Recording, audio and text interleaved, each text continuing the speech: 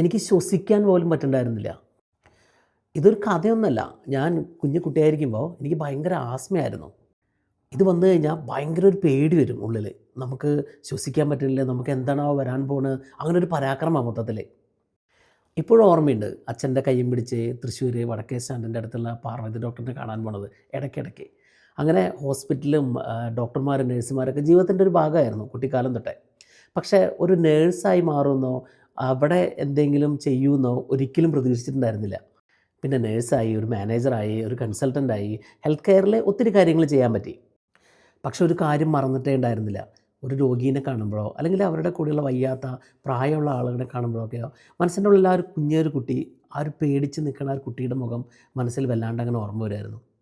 അതുകൊണ്ടൊക്കെ ആയിരിക്കാം സാസിൽ കെയർ, നാട്ടിലെന്തെങ്കിലും ചെയ്യുക എന്നൊക്കെ പറയുമ്പോൾ ആ ഒരു ആവേശമൊക്കെ വരുന്നത്. അതുകൊണ്ടൊക്കെ ആയിരിക്കും എനിക്ക് എല്ലാം ഇട്ടെറിഞ്ഞിട്ട് നാട്ടിലേക്ക് പോകണമെന്നും തോന്നുന്നത്.